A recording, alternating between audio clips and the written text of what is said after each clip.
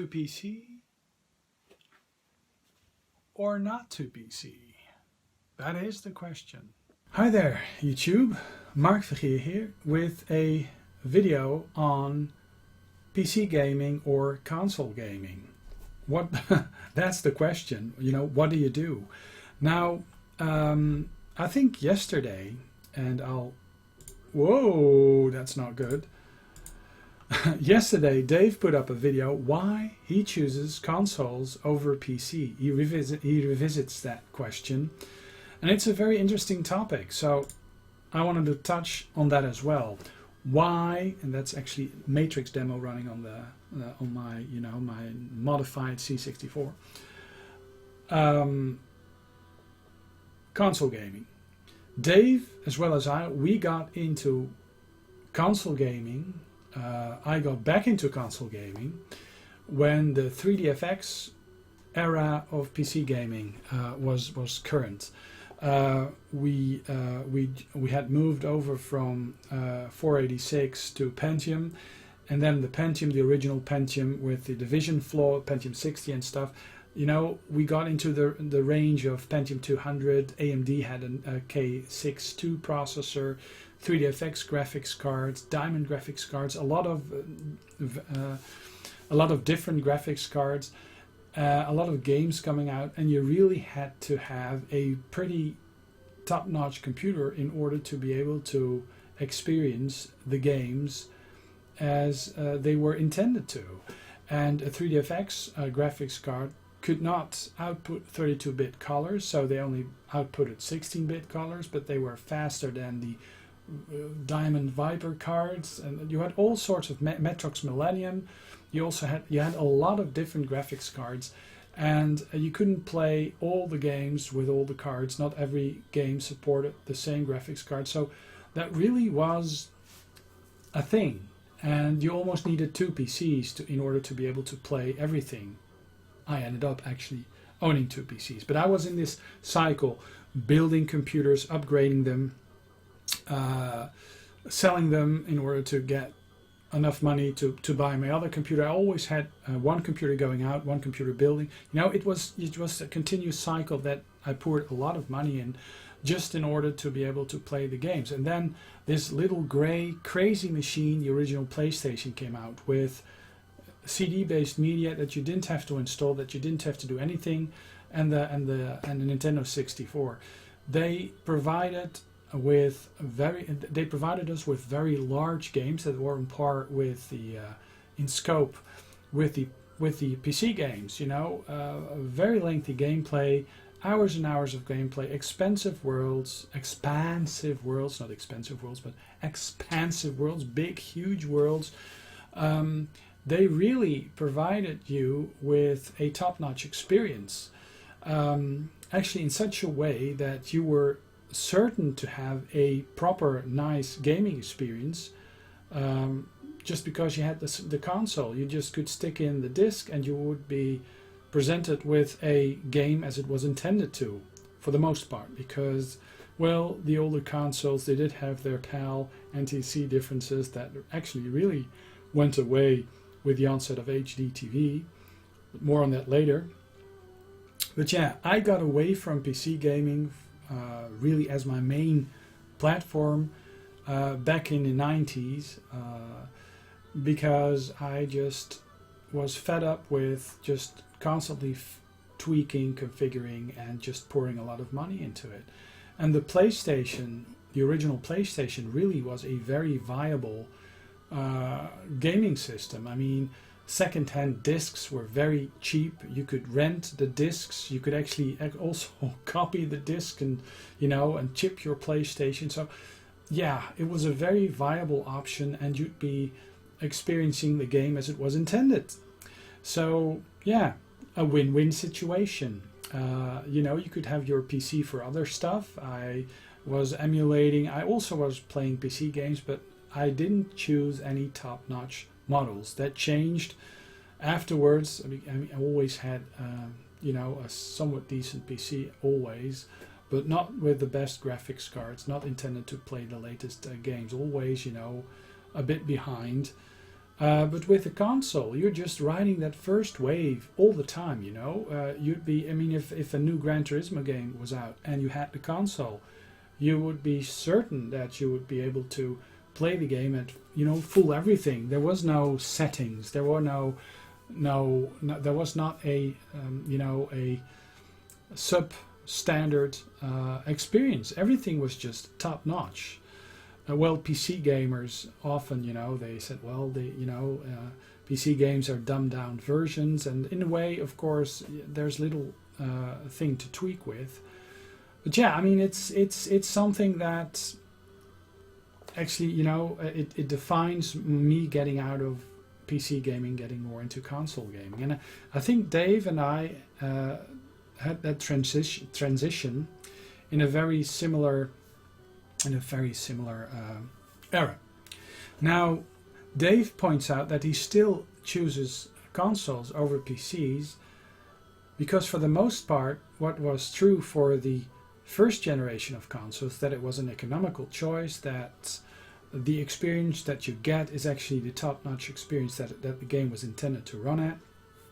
You know, if there's no wrong graphics card, there's no wrong sound card, there's no wrong processor to own, because the console is just a single system. Now, with the more modern consoles like the Xbox One and the PlayStation 4, and their new, you know, the Xbox is coming out with the Scorpio, which is a more powerful system. Sony, of course, can't stay behind. I'm even not sure who actually came up with the idea first of upgrading the console platform. But Sony comes out with the PlayStation Pro, being capable of 4K gaming and video playback, not Blu-ray video playback, which is weird, but yeah, you know, a better console. So in a way, creating a new console. Now, the previous generations of consoles, they had very long-lasting lives. I mean, the old Commodore 64. It had an incredible lifespan, and still a lot of people are actually actively developing for it. The original PlayStation, if you look at the latest game that came out for that system and the earliest game that came out for that system, if you look at the time span that it had active support, commercial support, you'd be blown away. Same goes for the same goes for the PlayStation 2. Incredibly lengthy support. The original Xbox One, not so much. I think it was off the shelves way before. Well, it only had a shelf life of 2 years, 3 years, because it was surpassed by the Xbox 360. Now, that one had a very lengthy life and still is actually alive and kicking. So is the PlayStation 3 to some extent. Perhaps their longevity of the previous console generations is due to the fact that we moved from, you know, very small games and small cartridge-based games to optical media, with the games being huge and expansive, and with the onset of support of HD TV. I mean, when I got my Xbox 360 on launch day, I still was rocking a widescreen Philips 32-inch widescreen TV with a CRT, standard definition. So I was playing the game through composite or SCART, and later on, when I got a flat screen TV, a Samsung TV, the first flat screen TV, I got to be able to play the games at HD, and that was actually very similar to the experience you'd have with PC, because that was the main big draw for PC gaming, high resolution. You know, the VGA, the SVGA, the 1024 by 768 gaming. You know, the HD, in a way, HD gaming. HD gaming was possible on the PC long before it was possible on the consoles. Now, with the 360, with the PlayStation 3, HD gaming became the norm. And, you know, for the longest time, you could buy a game, a very recent game that was also out on PC often, and you would be able to play it, you know, best graphics, best resolution, you know, just like it was intended. Now, if you compared PC games with the 360 and PlayStation 3 games, often the PC games could offer a higher resolution and what have you. Still, say, with the Xbox One and the PlayStation 4, that holds true today. I mean, if you have a beefy PC with the latest generation graphics card, a 1060, 1070, 1080, you know, an i7, or the AMD equivalents or Radeon cards, you'll blow the consoles out of the water for sure, because but hugely expensive. I mean, I bought those, but they're hugely expensive. And consoles also became, well, they didn't become a lot more expensive, I guess. Perhaps consoles were more expensive back in the day, because it's hard to compare the prices if you consider inflation. But yeah, the longevity of the consoles in the more recent generation, Xbox One, PlayStation 4, that has disappeared. Because of a couple of things. For example, we in the Netherlands, we really had to wait a long time for the Xbox One to become available. It was out in Europe for quite a long time, and contrary to the Xbox 360 coming out, having its debut in Amsterdam, we really had to wait a long time, because it was available in Amsterdam. It was available in Germany, the UK, France, but not in the Netherlands. So a lot of people were actually importing Xbox One from Germany. I just decided to wait until I got one. I was able to get one off the shelf, and well, I only have owned an Xbox One for about a year, perhaps a year and a half, and that's stretching it. Same goes for the PlayStation 4. It was not available on our shelves at all. Now, what bothers me with the new Xbox Scorpio, which is a new, more powerful version of the Xbox One, and the PlayStation 4 Pro, is that they actually, well, they tout it as the same console, only more powerful. You know, nothing has changed. It's the same platform, but basically, you could actually label those newer systems as incredibly backwards compatible newer consoles. They're just, you know, it's actually the PlayStation 4 or the PlayStation 5 and the Xbox 2. You know, incredibly powerful systems. Perhaps even a lot of PC systems are actually even more powerful, but incredibly powerful, about twice the power, I believe, twice the processing power, but basically a new console that is just incredibly backwards compatible. Now, therein lies the problem. It's a new backwards compatible platform, and that makes the old PlayStation 4 obsolete. It could make the older, you know, the PlayStation 4 and the Xbox original obsolete, because, and that all depends on the developers.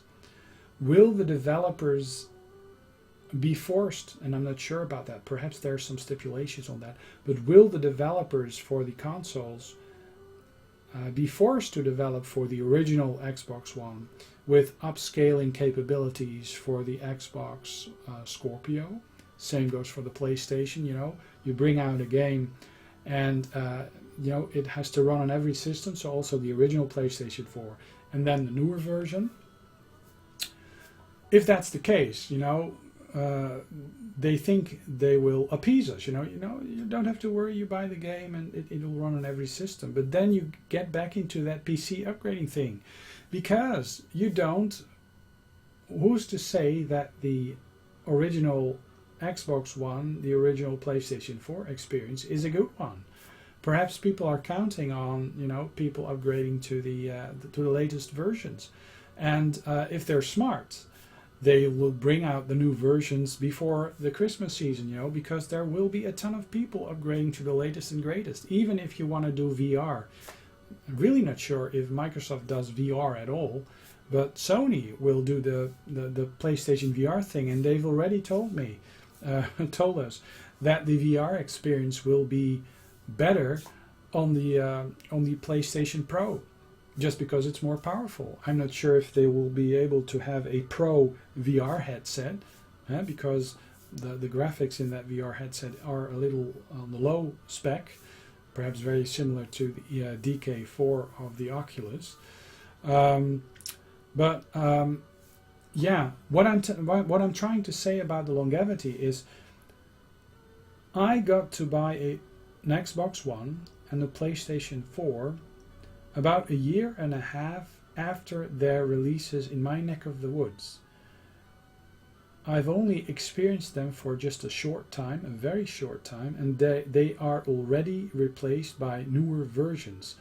VR is introduced, and VR will probably only be very entertaining and enjoyable with the newer variations of the console. We know that Sony, with the PlayStation 4 Pro, says that the VR experience will be superior.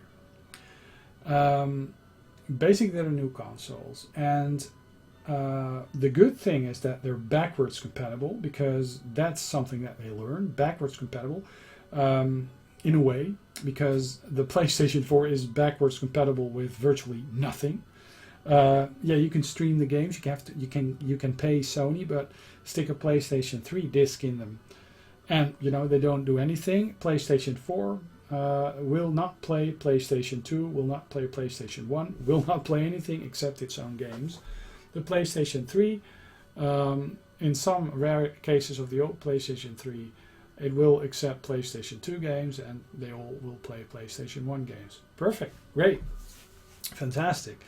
Well, the Xbox One, they really learned their lesson. The backwards compatibility with the Xbox One with the Xbox 360 games is actually superb. If I look at my game library for the newer consoles, they're just it's only a handful of games that I have physically for both the less than 10 for both the Xbox One and PlayStation 4 combined. I do have some downloaded games, but a lot of the games that I have in my Xbox One library are actually backwards compatible 360 titles. Oh yeah, and I've actually been awake for 32 hours now. I've pulled a night shift, an all-call shift, and due to a lack of doctors, the shifts are incredibly busy. So I'm just sleep deprived, doing my thing here. The thing is, what I was, if I can focus, what I'm trying to say is that the consoles don't appear to have a long lifespan. They are surpassed by super backwards compatible consoles in the guise of the Xbox Scorpio and the PlayStation Pro, which is a good thing in the fact that they're backwards compatible with the older generations. What is not so good is that it stratifies the user base, and people will be left behind. And with the price of the consoles being about on par with the previous generations, I'd say that the consoles are far less of an economical, wise choice, because there's very many uncertainties about a console. Now it only seems to have a shelf life of about 3 years. Then it's going to be replaced by a newer version of the game. But this move with the PlayStation Scorpio, or the Xbox Scorpio and the PlayStation Pro, they have attained 100% backwards compatibility, because they're basically the same machine still. Who's to say that in a year's time they won't produce a newer version of the PlayStation 5, which will not be backwards compatible with any of the previous titles? That might be the case on PC. If you a lot of the times, if it runs on 32-bit Windows, most games will run on, you know, Windows XP, Windows Vista 7, 8, 10. You know, there's a lot of backwards compatibility. And of course, if you want to play the latest game, you really have to invest into a very expensive card. But in a way, I think gaming has become a lot more expensive, not only for the developers and their developing teams. They really have to sink a ton of money into it, but also for the gamers. I mean, your console is expensive. You'll be experiencing it being out of date in no time. You know, you will not be able to grab a game off the shelf and be able to, you know, experience it as is intended, because everybody knows that the intended experience will be the experience on the latest system, because that's how games work. I mean, games always strive to get the most out of the systems. That's why I like games, because a word processor program, you know, it really doesn't push the hardware. It really doesn't look for the limits, whereas games often do. So games, because of their very nature, will push the hardware, will seek out the limits. So for developers, I guess, unless Microsoft or Sony stops them, will probably gravitate towards wanting to unlock wanting to focus on the latest, the newest incarnation. And and perhaps even gamers will just flock to that new console, just, you know, like there's no tomorrow. So is console gaming a sensible choice? I'm not sure. I mean, if you look at it from a perspective of an older guy like me, who's experienced console gaming as it was, has experienced home computer gaming as it was, from that perspective, I would say the consoles are not what they were. They are not an economical viable choice. They don't last long, and you're not certain of a proper gaming experience, because basically the systems have turned into PCs, and perhaps PCs are turning into consoles a bit more. But yeah, that's it. But perhaps it's the best thing that the console manufacturers could have done. You know, if they hold true to the full backwards compatibility thing, that PlayStation will be a platform, that Xbox will be a platform, so that you can invest in a gaming library, and it will be supported throughout the various generations of hardware that comes out. Of course, there will be a limitation, you know. I mean, perhaps when the PlayStation 6 is out, you might not be able to play those games with the PlayStation 4 anymore, but perhaps with the 4 Pro and 5, you know, there will be limitations. Perhaps there will be not. Perhaps they will have this sort of base performance, base levels that they have to adhere to, so that they will be able to play the games on the older consoles. I'm not sure. I think that Sony really doesn't show the PlayStation as a platform, because they really, you know, they broke away from the backwards compatibility thing. So people will not be able to play their PlayStation 3 games unless they go pay for a streaming service that doesn't work in about 80% of the world, which has incredible lag, and only works for certain games properly because of the lag.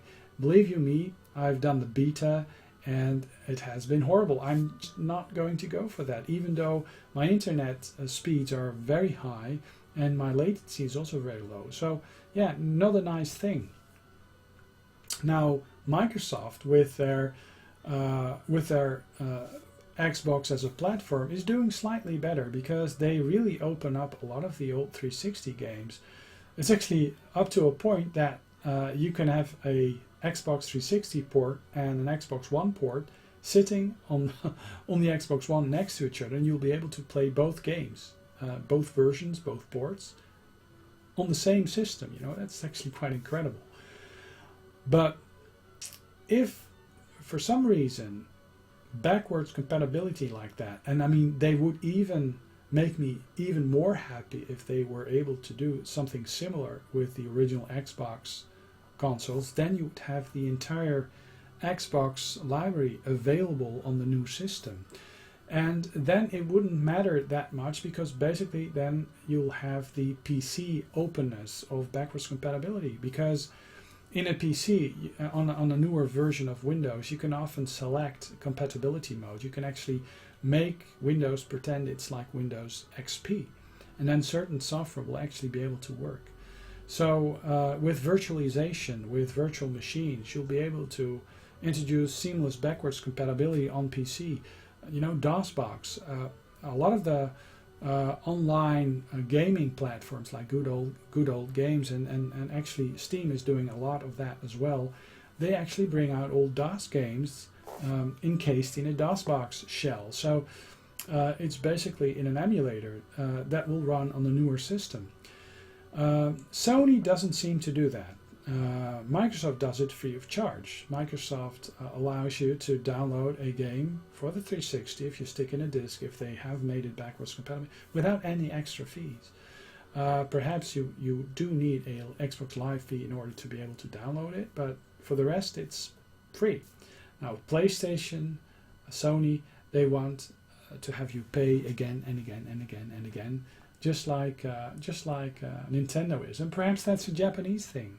You know, with the virtual console, no matter if you own a game three times on the Nintendo, the Game Boy Advance, the Super Nintendo, if you want to play it on the Wii, the Wii U, or the Wii Next, NX, you have to pay for it again. Now, Nintendo has done a good thing. They've always maintained a lot of sensible backwards compatibility. And a lot of people are against backwards compatibility because they think that they make the systems more expensive, and they think that it'll introduce a lot of legacy stuff. And to some extent, I agree, it does. But on a longer range, I think backwards compatibility, that people are able to enjoy their investment a bit longer. That the way the stories are told are actually not only experienced by a single generation, but also siblings that, you know, that are a few years apart. They still are able to experience the same games. Now it's like, you know, a 4-year-old can have, or a 10-year-old can have a very different gaming experience than a 12 or 13-year-old, because the generations of games and, you know, what you'll be able to have access to and run is just vastly different. So yeah, is it a good thing? Well, you know, I'm not opposed to change. I always find change very interesting. So I'm in curious times. Who are we? Who am I to tell, or, you know, say that Nintendo, Sony, Xbox One, Microsoft and Sony are shooting themselves in the foot with their new generations coming out, stratifying the gamer user base? I'm not sure. They used to be easy. The ease of use was very easy, was very good. No patches, just stick in the media and you'll be able to play it. With PC gaming, with Steam, well, Steam is basically how the Xbox One and the PlayStation 4 work. Yeah, patches, huge downloads.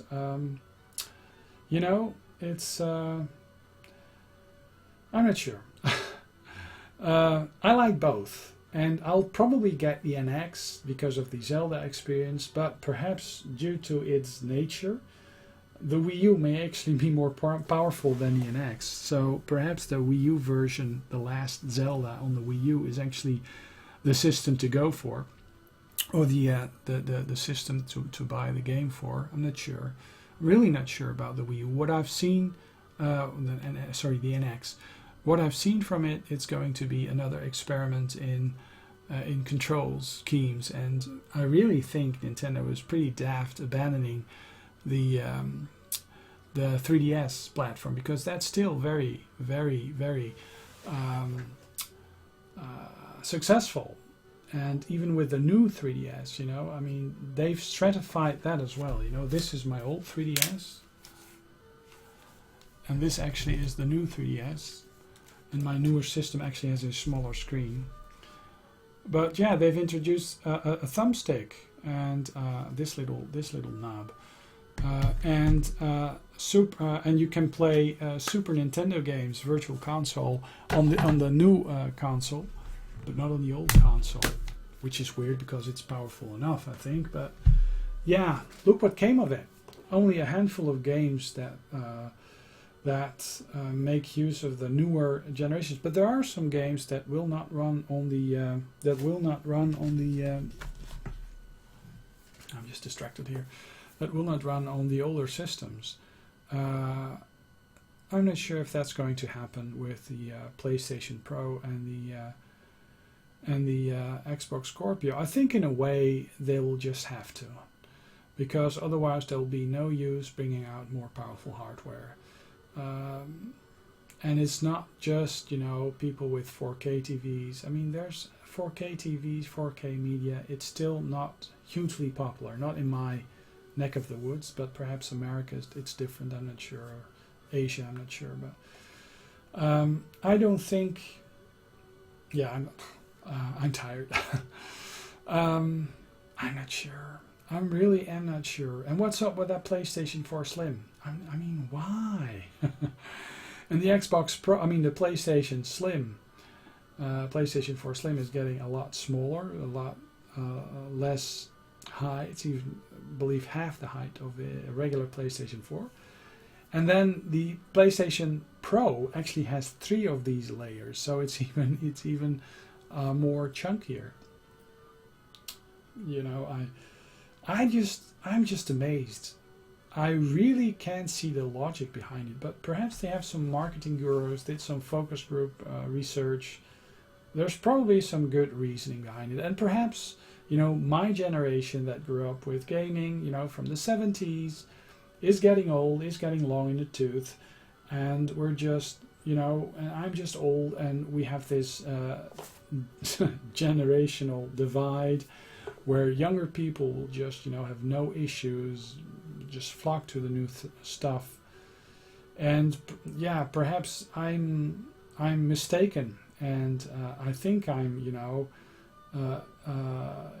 I'm inclusive, I'm flexible, I'm for the new things, but perhaps I'm just an old geezer and I just can't keep up with the times. I'm not sure. Very curious what your thoughts are, and I mean, Dave's video, and I'll put the link down below. Excellent video, and yeah, it's something that that a very interesting is a very interesting discussion, and for me, one of the most telling tales is the fact that I used to buy a ton of PlayStation 3 and Xbox 360 games. Some of them are still in a shrink wrap. Not a lot, because I played a lot of my games. And for the Xbox One, most games I own are actually backwards compatible titles, downloadable games, downloaded games from the Xbox Live 360 era, and the games that I get from the you know, from having a live account. Plus on the Xbox, on the PlayStation side of things, yeah, most of the games I actually have on my system are actually I only have a handful of physical copies, and most of the games are digital downloads, but a lot also from the Plus subscription, and they're just not as exciting, and there's not really many indie games coming out for it, and I think that Steam, with its sales, with its drastic sales, only last weekend there was this huge shmup sale where discounts were even as high as 70 to 80%. I mean, you will not experience that in any digital download store, be it Microsoft, be it Sony. It's just not going to happen. VR, the VR thing, not sure about that. Perhaps the console thing is a good thing.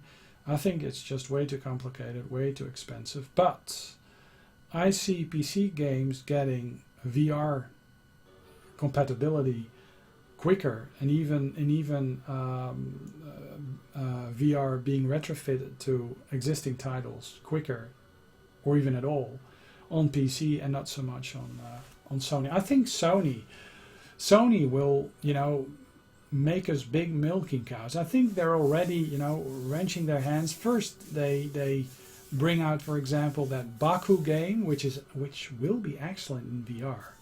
They'll let people buy it, and then they'll bring out the VR version of it, but they will not make the existing version backwards compatible with VR. Of course not. They want us to pay again. On PC, I can see that VR will be added to existing titles. It's just the way it is, adding features to existing titles.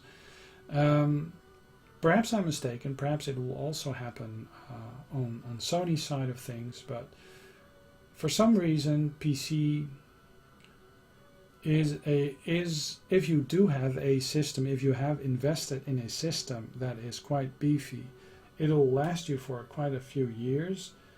And perhaps now PC seems to be the most economically sound choice, because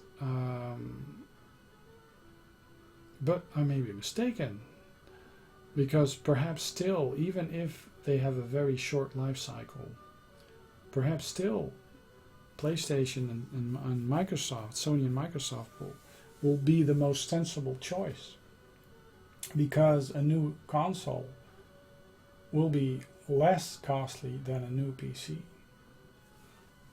But they're far less powerful, that's for sure. So, gee, I'm really at a loss here, I must observe. And perhaps it's because I haven't slept for a long time, but yeah, interesting times. But I'm not sure what to think of it, what to make of it. So, yeah.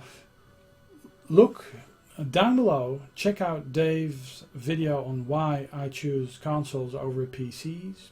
I'm in both worlds. I haven't made a choice. Perhaps I did, because I chose to upgrade my PC with a bit of extra cash that I got from a ton of night shifts that were actually that I didn't get to cash in on in free time, but I had to cash in on money. So I got a lot of extra. So I upgraded my PCs, and yeah, quite happy with that. So you'll see more PC games for me, I guess, but also PlayStation and Xbox games. I just love everything. But who knows? Who knows? It's interesting times. I'm not sure. Perhaps we'll see the beginning of the end. Perhaps it's the beginning of something new. Curious, very curious, and I'm very curious after your thoughts. So, well, Mark signing off. This is a sleepless waffle on why I haven't chosen anything yet. Perhaps PC, I'm not sure. Mark signing off, and I'll be back with another video soon.